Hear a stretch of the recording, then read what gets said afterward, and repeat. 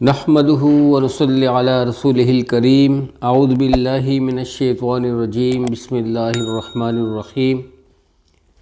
حضور اقدس صلی اللہ علیہ وآلہ وسلم کا پاک ارشاد ہے کہ ہر عمل کے لیے اللہ کے یہاں پہنچنے کے لیے درمیان میں حجاب ہوتا ہے، مگر لا الہ الا اللہ اور باپ کی دعا بیٹے کے لیے، ان دونوں کے لیے کوئی حجاب نہیں۔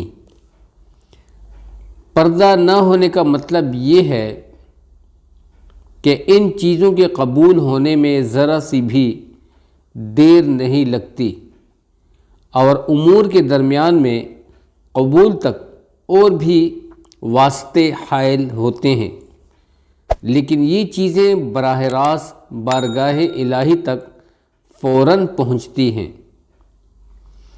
ایک کافر بادشاہ کا قصہ لکھا ہے کہ نہایت متشدد متعصب تھا، اتفاق سے مسلمانوں کی ایک لڑائی میں گرفتار ہو گیا۔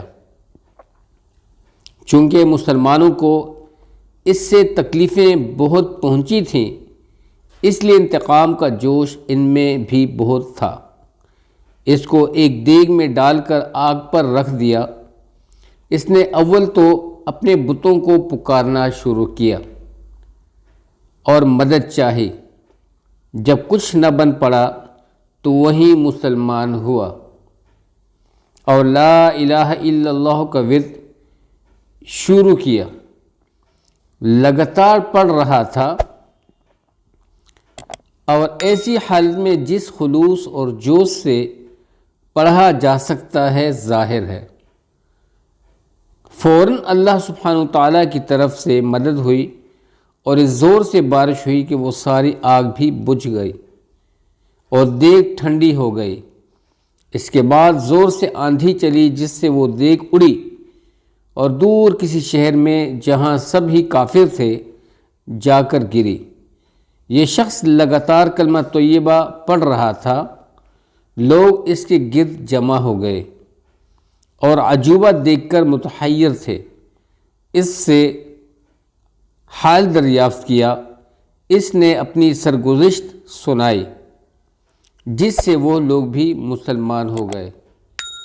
دوستو، یہ ہے کلمے کی حقیقت اور یہ ہے اسلام کی بنیاد کی ایک بہت بڑی حقیقت کہ اول تو اس بادشاہ نے اپنے بتوں کو پکارنا شروع کیا سختی کی حالت میں۔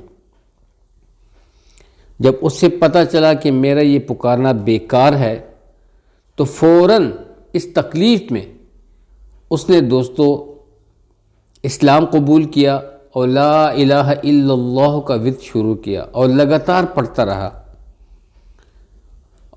اور لگاتار پڑھنے کے بعد جو اس کے ساتھ ہوا وہ آپ لوگوں نے خود ہی سنا۔ تو دوستو، اس سے بات یہ ظاہر ہے کہ اللہ سبحانہ وتعالیٰ کے ذکر سے، اللہ کی خوشنودی سے بڑھ کر کوئی چیز نہیں ہے۔ ہمیں چاہیے کہ دن رات اللہ سبحانہ وتعالیٰ کی تابعداری میں لگے رہیں اور اللہ کی دین کی پرچار کرتے رہیں۔ اللہ تعالیٰ ہمیں اس حدیث پاک پر عمل کرنا نصیب فرمائے۔ شیئر کرتے رہیں، آگے بڑھتے رہیں۔ جزاکم اللہ خیر۔